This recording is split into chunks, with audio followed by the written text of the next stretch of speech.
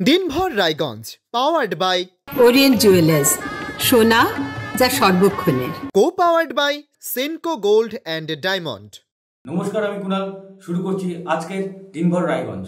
সোমবার রাতে রেলের কোচ বিভ্রাটে অস্বস্তিতে পড়েন যাত্রীরা। সোমবার যথাসময়ে রাধিকাপুর কলকাতা এক্সপ্রেস ট্রেন রায়গঞ্জ স্টেশনে এলে দেখা যায় AB1, AB2 কোচ নেই। ফলে টিকিট কাটার পরেও বিভ্রান্ত হয়ে পড়েন যাত্রীরা। হাতে টিকিট নিয়েও কোচে উঠতে পারেন না তারা। এই সমস্যা শুরু না হওয়া পর্যন্ত ট্রেন ছাড়তে দিচ্ছিলেন না যাত্রীরা। টিকিট কেটেও বসার সিট পাওয়া যাচ্ছিল না। এই অবস্থায় বারংবার চেন টেনে গাড়ি দাঁড় করিয়ে কারণ জানতে চান যাত্রীরা। যদিও সেখানে উপস্থিত TTE এর কাছে এই সমস্যার কোনো সদুত্তর পাওয়া যায়নি। অনভিপ্রেত এই ঘটনায় ক্ষোভ প্রকাশ করেন যাত্রীরা।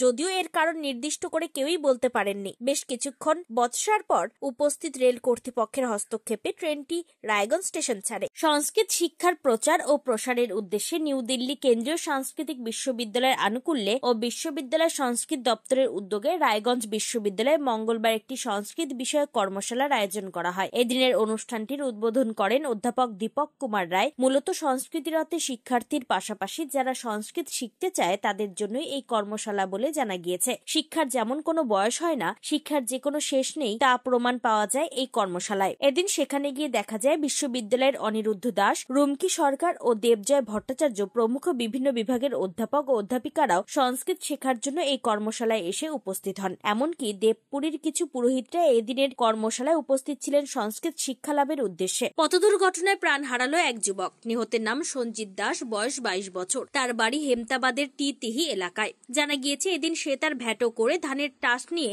বাড়ির দিকে ফিরছিল। ফেরার পথে দেহুচি মোড় এলাকায় নিয়ন্ত্রণ হারিয়ে হঠাৎ করে ভ্যাটোটি উল্টে রাস্তার পাশে নিচের ঢালু জমিতে পড়ে যায়। তার সঙ্গে আরো দুজন ছিল ওই ভ্যাটোতে। বাকিরা আহত হলেও সঞ্জীবের অবস্থা গুরুতর ছিল। স্থানীয় বাসিন্দারা তাকে প্রথমে স্থানীয় স্বাস্থ্য কেন্দ্রে নিয়ে গেলে সেখান থেকে তাকে রায়গঞ্জ মেডিকেল কলেজ ও হাসপাতালে রেফার করা হয়। রায়গঞ্জ মেডিকেল কলেজ ও হাসপাতালে নিয়ে এলে কর্তব্যরত চিকিৎসকেরা তাকে মৃত বলে ঘোষণা করেন। এরপর আসছি একটা বিজ্ঞাপনী বিরতিতে, সঙ্গে থাকুন। সব মাই চায় মেয়েকে রাজরানীর মতন সাজাতে, সাজিয়ে তুলতে চায় সোনার গয়নায়। ওরিয়েন্ট জুয়েলার্স, সোনা যা সর্বক্ষণের।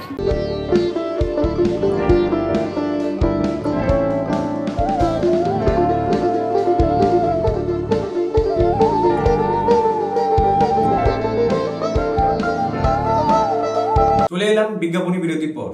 রায়গঞ্জের কুলিক নদী ঘেঁষে থাকা জনপদটিকে ফরেস্ট মোড় কিংবা কুলিক বনবস্তিও বলে থাকেন সাধারণ মানুষ। 6 বছর আগে 2017 সালের বন্যায় পাকা সড়ক উধাও হয়েছে। যাতায়াতের পথটি এতটাই বিপদসংকুল, এই জনপদটিতে টোটো ঢুকতে চায় না, অ্যাম্বুলেন্স ঢোকার প্রশ্নই নেই। 21 শতকের 23টি বসন্ত অতিক্রম করে কোনো ক্রমে বেঁচে আছেন রায়গঞ্জের কুলিক বনবস্তির মানুষ। এই বনবস্তিতে 22টি পরিবারের বসবাস। 59 জন ভোটদাতাও রয়েছেন। প্রতি বছর ভোটের আগে বিভিন্ন প্রতিশ্রুতির বন্যা বইয়ে দেন নানান রাজনৈতিক দলের নেতা নেত্রীরা। ভোট অতিক্রান্ত হলে তাদের অবস্থা ঠিক সেই তিমিরেই। প্রতিটি বাড়ির পুরুষ মানুষেরা পেটের দায়ে বিভিন্ন গ্যারেজ কারখানায় কর্মরত। মহিলারা প্রায় প্রত্যেকেই বাবুদের বাড়িতে পরিচারিকার কাজ করেন। তাই তাদের কাছে অভিযোগ জানানোর সময়টুকু হাতে অবশিষ্ট থাকে না।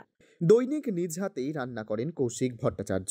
সবজি কাটতে রায়গঞ্জের মুক্তির কাণ্ডারি নামের স্বেচ্ছাসেবী সংস্থার মহিলা সদস্যরা সহযোগিতা করেন। খাবার পরিবেশন করেন শ্রী ভট্টাচার্যের সহধর্মিণী নিবেদিতা ভট্টাচার্য, একমাত্র ছেলে কৌশল ভট্টাচার্য, ভাইপো সঞ্চয় ভট্টাচার্য। এছাড়াও রয়েছেন সন্তু চক্রবর্তী, প্রসেনজিৎ কুণ্ডু, টোটো চালক রিপন বর্মন, এমনকি অ্যাম্বুলেন্স চালক দিলীপ বাপ্পা বলো পচা সহযোগিতা করে চলেছেন নিয়ম করে। রাত 10:30 থেকে তাদের খাওয়ানো শুরু হয়। দৈনিক 150 জন ক্ষুধা কাতর মানুষকে পেট পুরে আহারের আয়োজন করান কৌশিক ভট্টাচার্য ও তার টিম। বিনামূল্যে খাবার পরিবেশিত হলেও প্লেট পিছু খরচ পড়ছে 20 টাকা। খাবারের পাতে দৈনিক থাকছে ভাত, ডাল, সবজি, ভাজা, মাঝে ডিম এবং পনিরও। এমন মানব সেবার কাজটি বন্ধ করতে কিছুতেই তার এবং তার সংস্থার সদস্যদের মন সায় দিচ্ছে না। কিন্তু বিনামূল্যে খাদ্য বিতরণের এমন পরিষেবা চালিয়ে যাবেন কিভাবে, এমনটাও ভাবিয়ে তুলেছে মুক্তির কাণ্ডারি নামের সংস্থার সকল সদস্যদের।